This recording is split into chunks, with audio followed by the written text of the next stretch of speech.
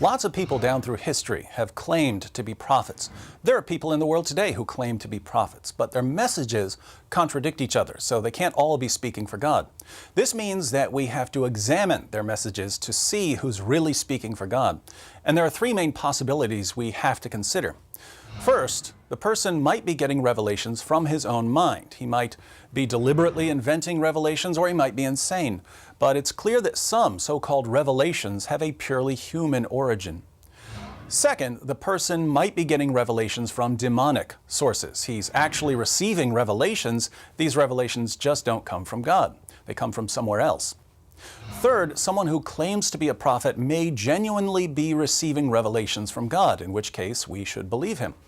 So it's important to examine Muhammad's claims in light of these three possibilities.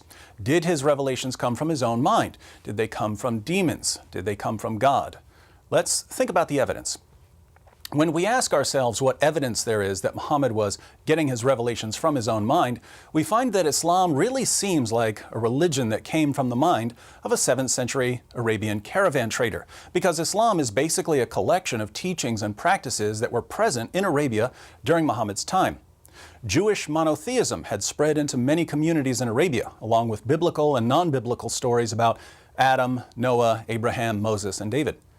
Teachings about Jesus and Mary that were popular in certain Christian cults were being taught in Arabia. Things like Jesus speaking at birth, Jesus giving life to clay birds, Mary giving birth under a palm tree, and so on. The Sabians, who are mentioned in the Quran, prayed at all 5 of the times Muslims pray during their daily prayers, and they recited a creed, La ilaha illallah. Muslims recite this creed today. Many of the polytheists of Arabia performed ablutions. These are ceremonial washings. They took an annual pilgrimage to Mecca. They circled the Kaaba. They kissed the black stone that supposedly fell from heaven. All of these teachings and practices became a part of Islam, which means that Islam is exactly the sort of religion we would expect to arise in 7th century Mecca. So we have good reasons to think that Islam had a human origin, the mind of a man deeply affected by the teachings and practices that surrounded him. But we should also look to see if there might be something darker at work.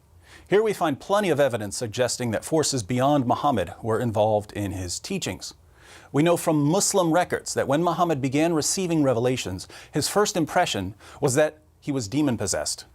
We also know that after his experience in the cave, he became suicidal and tried to hurl himself off a cliff.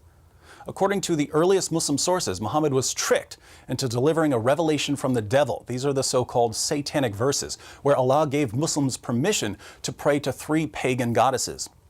Muhammad revealed these verses as part of the Quran, but he later came back and said that Satan had deceived him.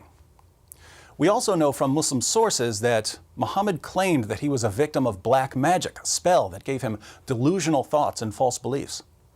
So Muhammad's first impression of his revelations was that he was demon-possessed. His revelations made him suicidal, and even Muslim sources claimed that he delivered a revelation from the devil and that he was a victim of black magic. It seems that we don't just have evidence that Muhammad's revelations had a human origin, we also have evidence of spiritual problems. The question now is whether there's any evidence that Muhammad's revelations came from God. Now, the Quran offers 2 main arguments for Muhammad's status as a prophet. The first is what I call the argument from literary excellence. The claim here, which we find over and over again in the Quran, is that the Quran is so wonderfully written, it must be from God. So Muhammad's main argument is that the poetry he was delivering was so wonderful, it could only come from God. There are 2 main problems with this argument. One, even if something is wonderfully written, so wonderfully written that it can't be imitated, this tells us absolutely nothing about whether it's from God. If we can't write poems like T.S. Eliot or plays like Shakespeare or books like Charles Dickens, this doesn't mean that Eliot and Shakespeare and Dickens are prophets of God. It would only mean that they had unique literary styles. 2, I'll go ahead and say it, the Quran is awful.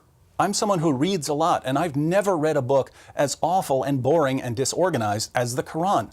I agree with the late philosopher Antony Flew, who said, "To read the Quran is a penance rather than a pleasure." He said that reading the Quran is a penance. It's a kind of punishment. So the argument from literary excellence fails completely. The second main argument for Islam is the argument from biblical prophecy. The Quran claims that there are prophecies about Muhammad in the Torah and the Gospel. What's the problem here? Well, according to both the Torah and the Gospel, Muhammad was a false prophet. The criteria for a true prophet laid down in both the Torah and the Gospel rule out Muhammad. So we can't even take this argument seriously. Other arguments for Islam are even weaker, which means we have no good evidence that Muhammad's revelations come from God. But we do have good reasons to think that at least some of his revelations had a purely human origin and that others may even be demonic. We can only conclude that Muhammad was a false prophet and that anyone who wants to follow the truth will have to look somewhere other than Islam.